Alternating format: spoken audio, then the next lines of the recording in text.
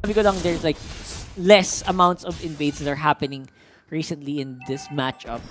And goes to show yung amount of, you know, yung pagkakabasa nila sa kalaban nila is both of these teams are starting to work towards mid to late game na lang. Yeah.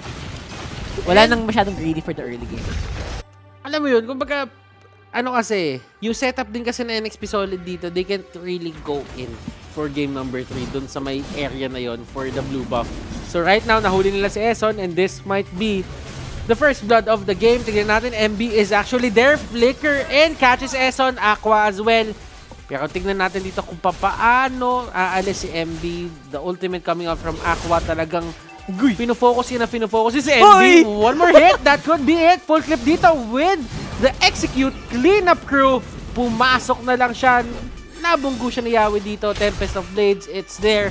At mapupoke niya pa ng isang beses Chester. That's going to be your trade para dito. Akala ko takas na yun eh. Actually, it looked like it was going to be an escape and full clip was going to be necessary to clean that up. Sabi kanina MB siguro, ganito mag first blood, tas ang problema na counterplay lang. Pero again, it looks really good so far for both of these teams. I would say na yung Turtle is going to be the next, I think all into dapat for Blacklist. They need this Turtle either on... Oh my God. And they have the, they have the priority. They have the priority kasi may retry sila eh. They have the better early game as well. Walang retry dito si H2O. Unlike dun sa mga former games, yung previous games na meron sila dito sa series na to. But let's talk about that later as Yawi is just tanking up everything. Tingnan natin kung sino nga ba makakuha neto. Will the retribution count? Yes, it will. Ultimate dito. Flowing blood. Kailan papasok? Hindi niya ipipilit. And that is going to be a win for the side of Blacklist International. Ayaw talaga. Ayaw talaga. And to be honest, you hit it on the dot there. Yung power ng Blacklist on the early game is going to be on full clips retry. Which is hindi naman basta-basta... Alam mo yung pag naka-purify si Carry, it's not something you can use right away in battle. Especially when taking those big objectives. So, ang plan nila dito, for NXT Solid to get objectives, they need to zone out. They need to win a team fight muna para mas konti yung magiging aagaw. Napaka-importante ng pick-off. Napaka-importante pick-off ng pick-off para dito sa for the NXT. side of NXT Solid. Pero, ngayon kasi, kung titignan nyo yung lineup nila, since wala silang retribution, they have no priority whatsoever doon sa may mga turtle, doon sa Lord as of now. Maybe later if they win fights, pero kasi retribution isn't really everything. Kumbaga, it just sets you up para doon sa mga certain fights na mangyayari pa sa mga susunod na, sabihin natin, sa mga susunod na oras ng game na to. Right now, 5 minutes into the game pa lang tayo. We only had our first turtle take dito for the side of Blacklist International. NXP Solid, they're really taking their time. Kumbaga kanina, aggressive talaga sila to take the fights dahil naka-lance. Ngayon naman, since nakakarry sila, pacing lang. Hindi pwedeng masyadong action. Hindi pwede. Hindi pwede. They need to slow down as much as possible. Pero looks like Blacklist naman gusto namang dumire-diretso sa labanan. With full clip getting another kill there. Orange and turtle buff on this link is just so good. Oh, pero doon sa may baba, nakikita mo naman dito, nakaalis na si Edward agad-agad. And that is going to be the certain advantages of winning or having a better hero para doon sa isang side lane mo. Kumbaga, nagkakaroon siya ng priority din doon para i-take down yung turret. And right now, NXP Solid, may access na yung Blacklist International dito doon sa may purple buff area nila. That's right. And the buff's gonna be important, but ito ang mas importante. Itong turtle buff na to, pasok Chester into the Raging Sandstorm, not gonna be hitting anyone. Ang away ngayon is on! The turtle secured once more by full clip, at ito na ang big team fight. Masakit sa likod si Aqua. And si Eso naman hindi na kayang tiisin ang bawas din ng NXP dito. Lalaban at forward si Yawi. Disengage muna. For the meantime, it's a 1-for-1. Turtle on the side of Blacklist. Okay, good yung ginawa ng Blacklist International doon. Alam nila may priority sila, kaya pinilit nila yung pag-take ng turtle na yon. Ang ginawang tama doon ng side ng NXP Solid is they take down full clip agad. Sabi-sabihin yung turtle buff, naglaho lang. Tama. So, hindi rin na-utilize yun totally. So, deny kumbaga. Deny. It was denied. Nakuha yung gold pero denied pa rin. Exactly. And top lane naman, makuha ng NXT Solid ang Torre. Pero lang laban, titignan natin kung sila pa rin ang makakuha. Pasok naman si Chester. Si Chester dito, siya ang naipit sa may gitna. Yawi dito, will he get caught out? Naklap yung gulong. Nakalap yung gulong. Nakalap yung gulong. Hindi, matibay na gulong yan. Matibay. Matibay na gulong yan. Hindi mapaplat ng basta-basta yan. Oo. And I think that's fine. Getting a tower is good, tas disengage. That's what NXP needs to do. Again, habang tumatagal to nang wala sila masyadong na-suffered na losses, hanggat di sila nawawalan ng tore, okay si H2. Okay. Tatagal at lalakas tong carry na to. Kailangan lang, yung ibang miyembro din nila is kaya makipagsabayan mamaya. Diba? Kailangan hindi papers. Yun yung ginagawa dito ng NXP Solid. Kumbaga, sige, nananalo sila ng fights, nakakuha sila ng pick-offs, pero hindi nila nakukuha yung turrets natin dito sa may mid at sa may top basta-basta. So, there is time for NXP Solid to react. Katulad nga nung game number 2, sinabi natin na if nag-scale dito si Alice, magiging malaking problema yon sa side ng NXP Solid nung game number 2. Tama. Ganito din naman yung sitwasyon ngayon. If mag-scale tong Alice at nakuha niya yung souls na kailangan niya to get to 50 stacks, nako, yun na yun. that is going to be the start ng pagkakaroon ng problema sa isang Alice dito. Neson, hinahabol ng gulong na may tinik. Makakatakas ngayon, hindi. Full tip going on the chase though for carry. Temps of Blaze going out. And nahila silang lahat ni Kuya Aqua. Dexter very low as well. Pero si Tams, Pero si Tams nagtatrabaho sa baba. Ako po, hindi napapansin si Kuya Tams. Edward getting a lot of gold as well. Pero, maganda naman sa NXP. Ito yung sabi natin na condition para magkaroon sila objective after a team fight. Plus, wala sa posisyon ang kalaban. Nakuha nila ngayon ang turtle. Okay. So, hindi yon totally on the side of Blacklist International lang kasi nakakuha sila ng turret sa may baba. Na-convert naman ng NXP Solid yon into that turtle. So, sabihin na lang natin, in terms of map control, I still favor the side of Blacklist International just because there is much room to move on. For NXP Solid naman dito, they can survive the next few fights na babato sa kanila ng Blacklist International. At least with H2O, with that turtle buff. At, di ba? Buhay pa yan. Mabubuhay siya. Oo. At mabibigyan siya ng extra protection na kailangan niya. Yep, ang problema lang is Chester did go down here on the mid lane. So, baka maging problema yun for later. Pero wala namang immediate threat mula sa Blacklist sa ngayon. So, Okay hintayin lang natin. Okay ka lang. Yeah. Hintayin lang natin kung may magagawa ba yung death ni Chester na yun. Oo, Kasi Blacklist right now, they're just taking it slow as so, well. baba, nagkakaroon din ng away dito. It is going to be the carry. Renejay dito, H2O is the target, and H2O, Renejay combination.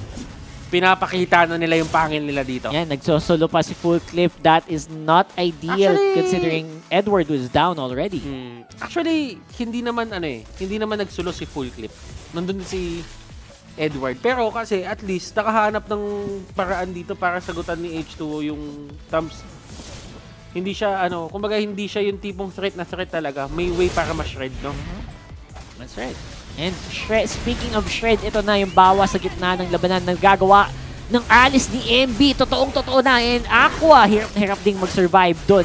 Sa labanan na yun, Yawi zoning everybody once more. Si Chester, pang follow-up sana. Pero hindi na daw muna kailangan for now. It's gonna be the back for Blacklist. At ang push naman para sa NXP.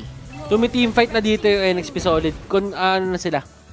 They are, how do I say this? Confident? In a way, na kaya nila panalunin to. Tingnan mo kung paano nila binibigyan ng malaking problema dito. Yung side ng Blacklist International. H2O dito, hindi nila maabot totally to take him down. Yes, damage is there, pero kasi kinakapos. And H2O has finally joined the 100 kills club in the MPLPH Season 6. Yes, that's using Akari pa. Kailan tayo makasasali dyan?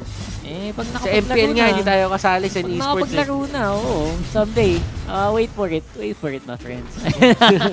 Kuya H2O, galit. Going for the chase onto Eson. Hurricane Dance, makakalagtas kaya? I don't think so.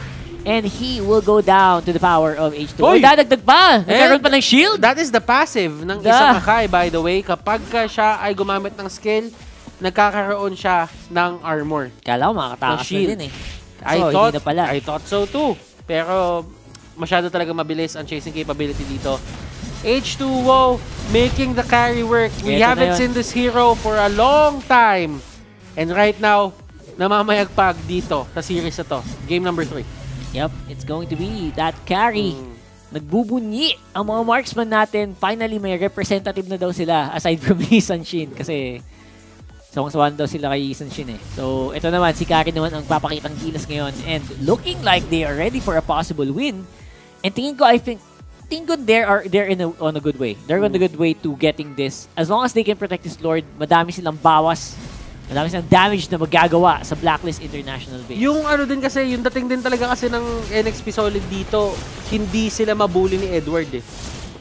Kasi kanina, di ba, Edward had free reign to go over them. Ngayon kasi, nakuha niya yung tabs, kinahaki nila. Ibig sabihin, para nagkaroon ng sagutan ng problema, Chester dito with the ultimate, nakapag-flicker siya palabas, lumuhod doon, no one goes down.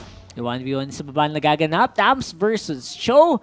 Renejay very, very low. Mukhang hindi na muna niya ipipilit. And that is going to be the successful defense para sa Blacklist. And masaya sila doon na nakuha nila yung ganong pacing. NXP Solid dito, nag-push lahat ng waves papunta dito sa side ng Blacklist International. And that is a win in itself. Kung may na-takedown siguro isang turret, mas nanalo pa sana sila. But still, the fact remains na NXP Solid dito, they are just moving as if sa kanila yung buong mapa na to. Totoo yan. And that's just how you do it. That's just how you do. And moving around the map like this is indication na talagang malaki-laki na din yung lamang. Hindi lang sa control sa mapa, kundi pati na din sa gold. Although, it's only 4,000 gold actually. 4,000 gold at 13 minutes, mukha siyang hindi malaki. Pero since yung gold na yan is mga nasa hero na tulad ni Kari, sa H2O, kay H2O, it actually does make NXP more threatening. Mas nakakatakot silang tingnan. That is actually a good point, Rockhart. Still, Chester dito on the other hand. Nahuli na si Edward dito and he gets shredded off. Peel composition. Rose Gold Meteor going to H2O. Tignan natin dito kung paano pipigilan ng Blacklist International yung pagtulak dito ng side ng NXP Solid. They lost one person. How will they hold? And look at this, MB going in with the ultimate. Tignan natin, Eson dito with Hurricane Dance. Yawi getting pushed back. He will go down. Whoa! And they stop the push. Grabe. Yung pasok ni MB doon actually was super commendable. Pero for some reason, they had to pull back. Someone ordered to pull back from there and he had to walk paatras. While the rest of his team just suffered so many hits. So many turret hits as well. Let's go and look at the replay dito. Hashtag Shave the Day on the Gillette Instant Replay. Maganda yung pasok ni Yawi kasama si MB. Pumwersa na pa-forward pero looks like ang naging problema dun is they were trying to look for Full Tip who was in the Tempest of Blades at that time. And si Chester, napakababa din dun sa laban na yun. That's why they needed to back off. And that was the Gillette Instant Replay. Hashtag Shave the Day. Rockhart, pacing ng game natin ngayon. Kari is doing work. Yeah, he actually is doing work. H2O, 6-0-1-4. Kahit na medyo nag-fail yung ibang team fights nila, they're still making it work for H2O. He's not suffering any heat. Tawag ba nating fight? Kasi what they go for is pick off muna tapos tsaka sila sumahabol eh. Well, fight kasi apat naman silang magkaharap. Oh, so, sabagay. hindi yun pick off na like mag-isa lang sa mapa. Yeah, that's true. Yeah. So, it's a fight. Overall, I think siguro they were happy with one kill pero again maybe they underestimated the power of Blacklist under the tower. Okay, totoo. And kahit si Popolan Kupa dito, nagkakaroon din ng problema yung alaga niya eh. Nasasaktan eh. Unless kontrolin mo talaga yan na hindi siya maabot ng carry, masasaktan. Talagang mag-unload si mag-unload si H2O dyan eh. And this is percent HP damage. So kahit gano'ng kataas si HP niya, hindi siya ganun kasakit. Hindi siya ganun kakakunan. And kailangan pa rin nila mag-ingat dito. They still have the retribution onto the other side. Full clip dito. He is going in, trying to actually take down someone. MB dito will be the first one to go down. And look at this, Renejay going to the backlines. Aqua dito, iba yung nasipa ni Renejay. Pero sabi niya, kakayanin pa rin naman yan, pero he will actually go down. And that is a godlike for H2O. Nahuli nila dito si Edward, tsaka si Eson. Aqua, Dexter, full clip. How do you fight this? Okay, that's gonna be it. That's the problem. Because buhay si H2O. And actually, Full Clip is alive naman din naman, pero I don't know. It's gonna have to be another defense game. Napaka-defensive ng dalawang team na to, sa totoo lang. Minsan, feeling ko sumusobra na eh. On a Julan instant replay, we will definitely see na ang laking bagay ni Eson keeping everyone alive in that matchup. At considering yung lagay din ngayon ni Edward, he is not as tanky as he thinks he is. That's why sobra din yung dive niya going to H2O. That's why na-take down din siya sa laban na yun. Actually, shoutout kay Manjin. Napaka-lupit ng galawan niya. Rinig na rinig yung galawan yun sa may gilid. Pero alam mo, Dexter dito, ang sabi naman niya, down. Parusahan natin yung dalawang support nila. Yawi and Chester, they go down. Is this a time na dapat kumuha ng Blacklist International ng Lord? Dapat na yata kanina pa eh. Because they backed off. And now, pabalik na ulit si Yawi sa mapa. That was a 3v5. For a solid how many seconds? Meron silang ibang plano, Rockhart. They go in, 7-0-5 pa rin dito si Carry, H2O. Sino-zone out sila ng isang aso. Tignan natin kung paano nila gagawin to. Renejay dito, nandun sa may backlines. He is the primary target dito for everyone onto the side of Blacklist International. They're trying to take them down. Jit Kondo, knock-up is there. He's still alive. He will go down. MB dito, nahuli silang tatlong magkakatabi. Surprised! Winter Truncheon Aqua dito, getting caught out. Full Clip on the other hand, nandoon sa may gitna. He's trying to push, he's trying to set the pace para dito sa may Lord. But his allies will go down. Yup, at kinokontrol din siya ni Chester na hindi siya basta-bastang makapag-clear ng wave ng dire-diretso. So he's always being forced to back off. Now this Lord, walang kasamang pupush dun sa bot lane. And feeling ko, that is a very good thing para sa NXP. They basically just nullified the Lord take by taking kills of their own after that team fight. So, I'm very curious to see how fast NXP got that. And reset na naman tayo dahil longest games na reset na naman tayo. And yun yung naging tempo natin. Ito yung naging tema natin for the 2 games na meron tayo. Road to Greatest Games. And kung mabilis tong game 3 na to, anticlimactic yun. Sa bagay, nga. Napaka-weird naman nun. Parang minadali. Kung 12 minutes, tapos agad. Hindi! Sabi ni Ginoong Baltes, todo na natin to. And it is happening. We are on the 20-minute mark almost. Oy, teka! Teka, grabe naman yun! And Raging Sandstorm palayo, pero nasunog na siya ni Edward with the Molten Sights. Tower goes down in mid. And they are now collapsing onto the middle of the pit. Nahuli na si Full Clip dito, Renejay with the heads-up play. Aqua, kinakalmot-kalmot siya ni Iori dito sa may likod. Pero Eson, siya ang susunod na tutumba. Renejay talagang gustong-gusto niya dito makuha si Aqua. He will go down as well. Dexter dito, last target, final target for the side of Blacklist International. And they are going to march on. Nagmamadali dito yung mga members ng NXP Solid. This is the long march. This is the long march. Sige, sa inyo ang Lord, amin ang base. Sa inyo ang... Oh my goodness, NXP. Oh my God, sa haba-haba na nangyari, they return the favor. They win this series. 2-1. NXP Solid. Pangalawang beses sila nakita. They got over the hurdle. They are over the hurdle and the drought is officially over. We're on a streak here for NXP. Another 2-1 victory for the day.